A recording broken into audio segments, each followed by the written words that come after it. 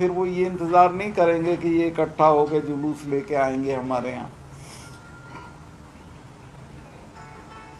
फिर भी मुझे लगता है कि चुनाव आने तक अपोजिशन में इतनी सद्बुद्धि आ जाएगी कि एक के मुकाबले एक उम्मीदवार हो। बहुत सारे पीएम पद के उम्मीदवार हैं हर राज्य से। कोई नहीं, सीरियसली मैं तो सबसे मिला हूँ, कोई अपने को इस लायक नहीं समझता, चर्चा चलवा देते हैं।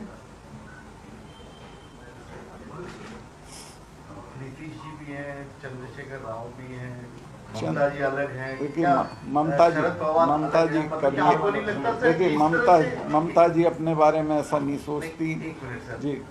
क्या आपको नहीं लगता कि इस तरह से अगर अपने आप को प्रोजेक्ट चल के अगर कोई आगे बढ़ेगा तो शायद जिस गोल को अचीव सकता बने दिल्ली का वो थोड़ा मुश्किल हो जाएगा? वो तो ठीक है, लेकिन कोई अपने को कर नहीं रहा। शरद पवार जी डिजर्विंग हैं, लेकिन वो खुद ही मना कर देते हैं कि मैं नहीं इस रेस में। नीतीश खुद मना करते हैं मैं इस रेस में नहीं हूँ।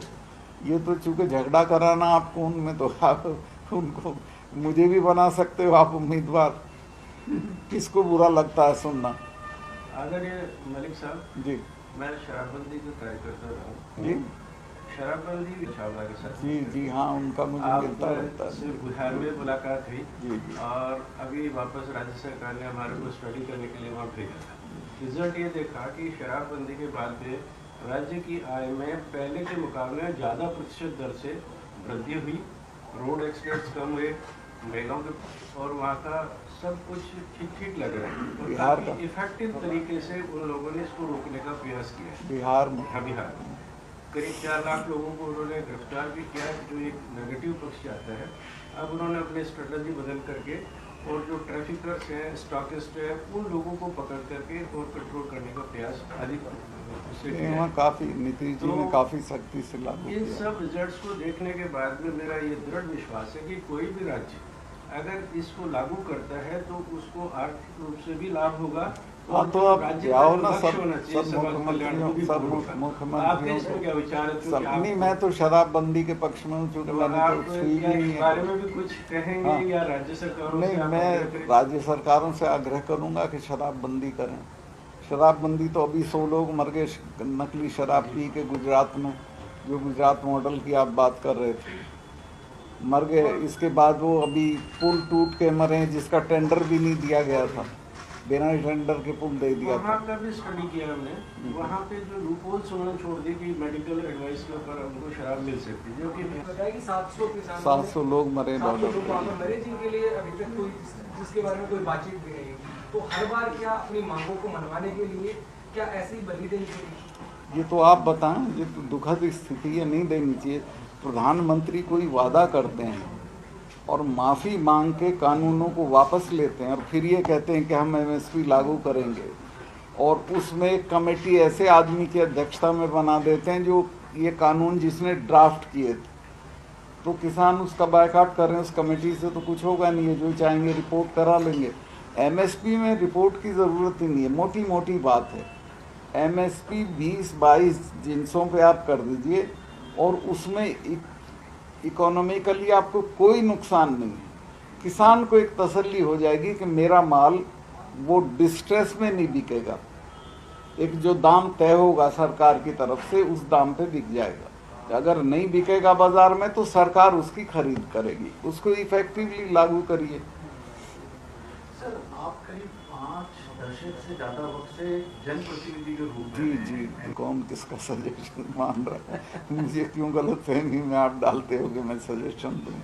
सजेशन यही है कि मिलजुल के काम करना चाहिए। लड़ने का वक्त नहीं है। जो मोदी जी ने रशिया को कहा है कि युद्ध का समय नहीं है, ये भी राजस्थान के लोगों की तरक्की के लिए इनका लड़ना ठीक नहीं है। मिल के काम, चुनाव आ रहा है, उसमें देखा जाएगा जो होगा। आपका बात मिल के रहना चाहिए जी। सबसे बड़ा मुद्दा कर्ज माफी का है किसान, कर्ज मुक्ति। हाँ बिल्कुल, एकदम मुक्त कर देना चाहिए कर्ज से। सर, एक ओबीसी आरक्षण का मामला चल रहा है, उसके बारे में क्या कहेंगे सर? ओबीसी आरक्षण सबसे ज़्यादा, देखो ओबीसी जो क्लासेस हैं उनके साथ बहुत दिनों से छल चल रहा है। गुर्जर भाई लोग जो उनके साथ हर दूसरे तीसरे साल समझौता होता, फिर बातें वहीं की वहीं आ जाती हैं।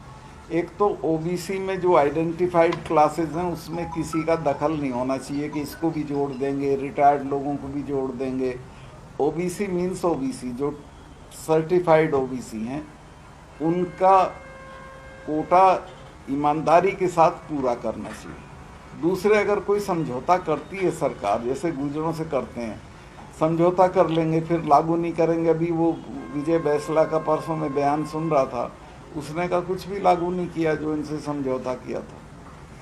और ओबीसी में फिर दोहराता हूँ मैं आपके जरिए कि इसमें किसी और कैटेगरी का दखल नहीं होना चाहिए, सिर्फ ओबीसी जो लोग हैं उन्हीं को उसमें मिलना चाहिए, और को आप जनरल में से दे दें।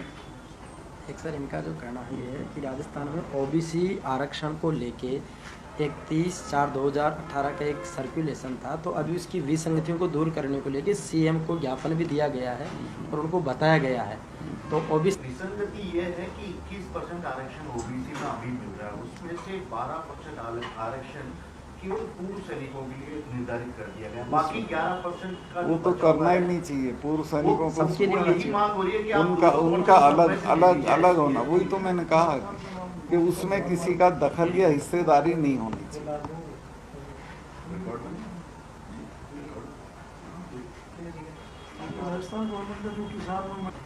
और मुझे याद है ये आज़ादी के पहले जोधपुर स्टेट बैंकरप्ट हो गई थी, क्योंकि वहाँ खेती नहीं कर रहे थे लोग।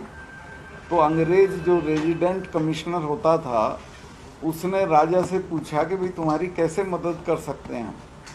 तो राजा ने कहा कि मेरे यहाँ खेती नहीं करते लोग, मेरी ये मदद कर सकते हैं कि पाली और इन जिलों से जो खेती करते हैं लोग, जिसमें मेजॉरिटी जाट थे, इनको आप, वो जाट थे, दूसरे वहाँ पाली की एक और जाति है उसी तरह की, इनको बुला के आप यहाँ ले आए बाड़मेर और इसमें जैसलमेर के आसपास, और ये खेती करें तो मेरी इकोनॉमी ठीक हो सकती है। तो रेजिडेंट कमिश्नर ने वो लोग बुलाए और समझौता करा दिया स्टेट के साथ। लेकिन उसके बाद भी फ्यूडल लोग जो तय हुआ था कि कितना हिस्सा वो देंगे किसान सरकार को, उसके बाद भी उसका ऊँट खोल ले जाते थे, उसकी फसल उठा के ले जाते थे। बहुत सारे मुकदमे हुए जिसमें चौधरी रामदान जी थे, गंगाराम जी थे, ये लोग उनके मुकदमे लड़ते थे, नाथुराम जी लड़ते थे, लेकिन उनको लागू नहीं किया ठीक से। जो स्टेट अपने किसान के साथ अन्याय करेगी वो स्टेट चल ही नहीं सकती है।